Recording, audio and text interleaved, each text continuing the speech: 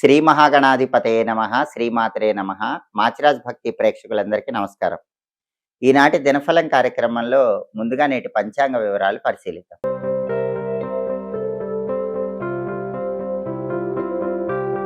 మార్చి 15 ఆదివారం దినఫలాన్ని పరిశీలిస్తే ఏకాదశి తిథి ఉదయం 9 గంటల 14 నిమిషాల వరకు ఉంది. ఆ తర్వాత ద్వాదశి తిథి వచ్చింది.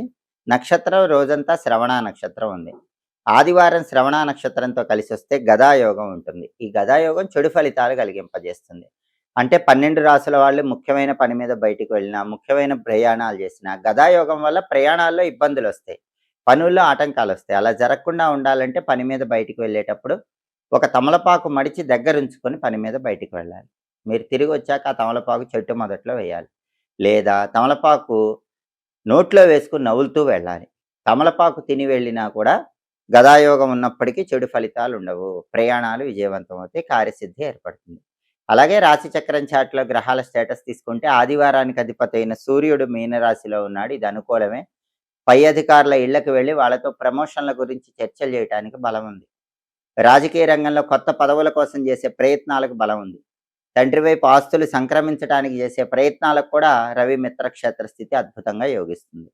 అలాగే శ్రవణ నక్షత్రానికి అధిపతి అయిన చంద్రుడు మకరంలో, శనింట్లో, శత్రువింట్లో ఉన్నాడు. దీనివల్ల 12 రాసుల వాళ్ళకి కొద్దిగా మానసిక అశాంతి, ఒత్తిడి, అలజడి ఉంటాయి. వాటి నుంచి బయటపడే ప్రయత్నం చేయాలి. మనసు ప్రశాంతంగా ఉంచుకునే ప్రయత్నం చేయాలి. అలాగే నక్షత్ర బలాన్ని బట్టి కొన్ని ముఖ్యమైన పనులు చేసుకోవచ్చు. ప్రధానంగా శ్రవణ నక్షత్రం ఉంది కాబట్టి అన్నప్రాసన, నామకరణము, చెవులు కుట్టించడం, అక్షరాభ్యాసం ఇలాంటి కార్యక్రమాలన్నీ కూడా చేసుకోవచ్చు. సీమంతం కార్యక్రమం చేయొచ్చు. కొత్త విద్యలు నేర్చుకోవటానికి కూడా ఈ శ్రవణ నక్షత్రం చాలా మంచి నక్షత్రం. అలాగే కంప్యూటర్ కోచింగ్ సెంటర్స్లో జాయిన్ అవ్వటానికి శ్రవణ అనుకూలిస్తుంది. నూతన వస్త్రాలు, ఆభరణాలు ధరించడానికి కూడా శ్రవణ నక్షత్రం చాలా మంచిది. అదేవిధంగా భూములు, గృహాల కొనుగోలు, వాటికి సంబంధించినటువంటి చర్చలు చేయటానికి కూడా శ్రవణ నక్షత్రం అనుకూలిస్తుంది. గ్రహదోష నివారణ కోసం చేసే ప్రత్యేకమైన యజ్ఞాలకు, హోమాలకు, దానాలకు కూడా శ్రవణ చాలా మంచి నక్షత్రం. అలాగే మంత్ర విద్యలు గురువుల దగ్గర నేర్చుకోవటానికి కూడా శ్రవణ విశేషంగా అనుకూలిస్తుంది. వ్యవసాయదారులు విత్తనాలు చల్లటానికి కూడా శ్రవణ నక్షత్రం చాలా మంచి నక్షత్రం. నక్షత్ర బలాన్ని బట్టి ద్వాదశ రాశుల వాళ్ళు ఈ ముఖ్యమైన పనులన్నీ చేసుకోవచ్చు. అలాగే ఈనాటి దినఫలం కార్యక్రమంలో ద్వాదశ రాశుల వాళ్ళ రాశి ఫలితాలు ఎలా ఉన్నాయో ఇప్పుడు మనం పరిశీలిద్దాం. ముందుగా మేషరాశి. మేషరాశి వాళ్ళకి ఈరోజు వస్తువులను కొనుగోలు, అమ్మకం చేసే వ్యాపారాల్లో ఉన్న వాళ్ళు ధనలాభం పొందే యోగం చాలా ఎక్కువగా ఉంది. అంతేకాకుండా అప్పులు తీర్చగలుగుతారు. మేషరాశి వాళ్ళకి ఏదో ఒక విధంగా ధనం బాగా కలిసి వచ్చి పెద్ద మొత్తంలో ఉన్న అప్పుల నుంచి బయటపడగలుగుతారు. తదుపరి వృషభ రాశి. వృషభ రాశి వాళ్ళకి ఈరోజు గృహ సౌఖ్యం ఉంటుంది. అంటే ఇంట్లో ఉన్న విభేదాలన్నీ కూడా సమసిపోతాయి. ఇంట్లో సభ్యులతో అనుకూలత పెరుగుతుంది. ఇల్లు కొనుక్కోవాలని చేసే ప్రయత్నాలు కూడా చక్కగా అనుకూలిస్తాయి. అలాగే శారీరకంగా, మానసికంగా కొంత ఒత్తిడి వృషభ రాశి వాళ్ళకు ఉంటుంది. దాన్ని అధిగమించే ప్రయత్నం చేయటం మంచిది. తదుపరి మిథున రాశి. మిథున రాశి వాళ్ళకి ఈరోజు దైవ చింతన బాగా ఉంటుంది. ఆధ్యాత్మిక కార్యక్రమాల్లో పాల్గొంటారు. భగవద్ అనుగ్రహం పొందుతారు. సామాన్యమైనటువంటి ధనలాభం కూడా ఉంది. ఎంతో కొంత ధనపరంగా ప్రయోజనం పొందే యోగం కూడా మిథున రాశి వాళ్ళకు ఉంది. తదుపరి కర్కాటక రాశి. కర్కాటక రాశి వాళ్ళకి ఈరోజు ధనప్రాప్తి యోగం చాలా బాగుంది. రకరకాల మార్గాల్లో ధనం సంపాదించడానికి చేసే ప్రయత్నాలు చక్కగా అనుకూలిస్తాయి. అలాగే కార్యసిద్ధి ఏర్పడుతుంది. మానసికంగా, ఉల్లాసంగా, ఉత్సాహంగా కర్కాటక రాశి వాళ్ళు ఈరోజు కాలాన్ని గడపగలుగుతారు. తదుపరి సింహరాశి. సింహరాశి వాళ్ళకి ఈరోజు ధార్మిక కార్యక్రమాలు నెరవేర్చడానికి చేసే ప్రయత్నాలు చక్కగా అనుకూలిస్తాయి. సాంఘిక కార్యక్రమాల్లో విజయాలు అందిపుచ్చుకుంటారు. మంచి పేరు ప్రతిష్టలు తెచ్చుకోగలుగుతారు. అలాగే శుభ కార్యక్రమ నిమిత్తమై ధనం కోసం ప్రయత్నిస్తే ఆ ధనం కూడా లభించే యోగం ఈరోజు సింహరాశి వాళ్ళకి చాలా ఎక్కువగా ఉంది. అంటే ఇంట్లో పెళ్లి పెట్టుకున్నా, ఉపనయనం పెట్టుకున్నా, కొత్త ఇంటి గృహప్రవేశం పెట్టుకున్నా, దాని పరంగా ఏవైనా డబ్బులు కావాలంటే ఆ డబ్బులు సమకూరే యోగం కూడా సింహరాశి వాళ్ళకి బాగా ఉంది. తదుపరి కన్యారాశి. కన్యారాశి వాళ్ళకి ఈరోజు మానసికంగా కొంత ఒత్తిడి, బాధ చోటు చేసుకుంటాయి. వాటి నుంచి బయటపడే ప్రయత్నం చేయాలి. మనస్సును ప్రశాంతంగా ఉంచుకునే ప్రయత్నం చేయాలి. అలాగే పార్ట్నర్షిప్ వ్యాపారాలు చేసే కన్యారాశి వాళ్ళకి పార్ట్నర్షిప్ వ్యాపారాల్లో గొడవలు అయ్యే సూచనలు ఉన్నాయి కాబట్టి అలా గొడవలు అవ్వకుండా ప్రత్యేకమైన జాగ్రత్తలు తీసుకోవాలి. తదుపరి తులారాశి. తులారాశి వాళ్ళకి ఈరోజు ప్రధానంగా ధనప్రాప్తి యోగం చాలా బాగుంది. రకరకాల మార్గాల్లో ధనం సంపాదించడానికి చేసే ప్రయత్నాలు అనుకూలిస్తాయి. కార్యసిద్ధి ఏర్పడుతుంది. మానసికంగా ఉల్లాసంగా, ఉత్సాహంగా తులారాశి వాళ్ళు ఈరోజు కాలాన్ని గడపగలుగుతారు. తదుపరి వృశ్చిక రాశి. వృశ్చిక రాశి వాళ్ళు ఈరోజు ప్రధానంగా సమస్యలన్నీ కూడా చాలా చక్కగా పరిష్కరించుకోగలుగుతారు. చాలా కాలంగా విసిగిస్తున్నటువంటి సమస్యలన్నిటికీ వృశ్చిక రాశి వాళ్ళకి ఈరోజు మంచి పరిష్కార మార్గాలు కనిపిస్తాయి. అలాగే స్నేహితులను కలుసుకుంటారు. స్నేహితుల యొక్క సహాయ సహకారాలు, అండదండల వల్ల కష్టసాధ్యమైన పనుల్లో కూడా వృశ్చిక రాశి వాళ్ళు మంచి విజయాలు పొందగలుగుతారు. తదుపరి ధనుస్సు రాశి. ధనుస్సు రాశి వాళ్ళకి ఈరోజు వస్తు లాభం కనిపిస్తుంది. ఏదో ఒక విధంగా కొత్త కొత్త వస్తువులు గృహానికి సమకూరుతూ ఉంటాయి.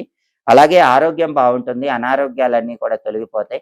శారీరకంగా కొంత శ్రమ, ఒత్తిడి ఉంటుంది. దాని నుంచి బయటపడే ప్రయత్నం చేయటం ఈరోజు ధనుసు రాశి వాళ్ళకి అవసరం. ఒత్తిడి నుంచి బయటపడితే మాత్రం ప్రశాంతంగా ఈరోజు కాలాన్ని గడపగలుగుతారు. తదుపరి మకర రాశి. మకర రాశి వాళ్ళకి ఈరోజు ప్రతి పనిలో కూడా కొంత వ్యతిరేకతలు కనిపిస్తూ ఉంటాయి. వ్యతిరేకతలు ఎదురైనప్పటికీ మనోధైర్యంతో, ఆత్మవిశ్వాసంతో ముందడుగు వేస్తే వ్యతిరేకతలన్నీ కూడా అనుకూలతలుగా మారతాయి. అలాగే సామాన్యమైన ధనలాభాన్ని మకర రాశి వాళ్ళు పొందుతారు. అద్భుతమైన ధనలాభం లేకపోయినా ఎంతో కొంత ధనపరంగా మంచి ప్రయోజనాలు పొందుతారు. తదుపరి కుంభరాశి. కుంభరాశి వాళ్ళకి ఈరోజు కీర్తి ప్రతిష్టలు పెరుగుతాయి. సాంఘికంగా గౌరవ మర్యాదలు పెరుగుతాయి. వృత్తిపరంగా కూడా సౌఖ్యం పొందే యోగం చాలా ఎక్కువగా కనిపిస్తుంది. తదుపరి మీనరాశి. మీనరాశి వాళ్ళకి ఈరోజు ప్రతి పనిలో కూడా వ్యతిరేకతలు ఎక్కువగా కనిపించే సూచనలు ఎక్కువగా ఉన్నాయి. అంటే ఈరోజు మీనరాశి వాళ్ళు ఏ పని ప్రారంభించినా సరే వాళ్ళని వ్యతిరేకించే వాళ్ళు పెరుగుతారు. అటువంటి వాళ్ళ విషయంలో కొంచెం అప్రమత్తంగా ఉండాలి. అలాగే మీ కీర్తి ప్రతిష్టలకు, గౌరవ మర్యాదలకు భంగం కలిగింపజేసే వ్యక్తులు ఉంటారు. అటువంటి వ్యక్తుల విషయంలో కూడా కొంచెం జాగ్రత్తగా ఉండటం మంచిది. అంతేకాకుండా ఈరోజు మీనరాశి వాళ్ళకి సామాన్యమైన ధనలాభం ఉంటుంది. అద్భుతమైన ధనలాభం లేకపోయినా ఎంతో కొంత మీనరాశి వాళ్ళు ఈరోజు ధనపరంగా మంచి ప్రయోజనాలు పొందే యోగం చాలా చక్కగా కనిపిస్తుంది. 12 రాశుల వాళ్ళు అనుకున్న పనులు అనుకున్నట్లు దిగ్విజయంగా పూర్తి కావాలంటే ఈరోజు పాపమోచన ఏకాదశి కాబట్టి ఈ సందర్భంగా ఓం నమో భగవతే వాసుదేవాయ అనే మంత్రాన్ని 21 సార్లు చదువుకొని పని మీద బయటికి వెళ్ళాలి. ఓం నమో భగవతే వాసుదేవాయ ఈ మంత్రం 21 సార్లు చదువుకుంటే పాపమోచన ఏకాదశి సందర్భంగా పాపాలన్నీ తొలగిపోతాయి. కృష్ణుడి అనుగ్రహం వల్ల వృత్తి, ఉద్యోగ, వ్యాపార రంగాల్లో అద్భుతంగా రాణించవచ్చు. కార్యసిద్ధి ఏర్పడుతుంది. అలాగే ఆదివారం కాబట్టి ఉదయం 6 నుంచి 7 మధ్యలో, మధ్యాహ్నం 1 నుంచి 2 మధ్యలో, రాత్రి 8 నుంచి 9 మధ్యలో రవిహోర ఉంటుంది.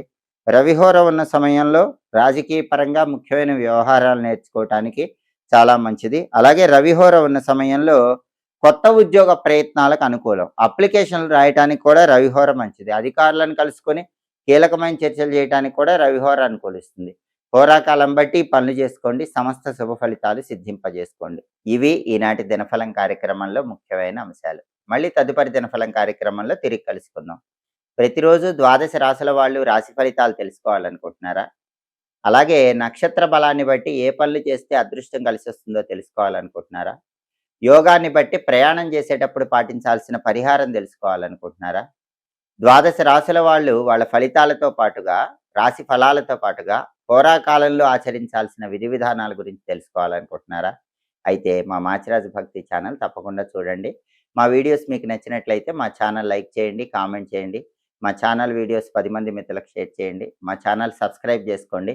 పక్కన ఉన్న బెల్ సింబల్ నొక్కటం మాత్రం మర్చిపోకండి. సర్వే జనాః సుఖినో భవంతు. స్వస్తి.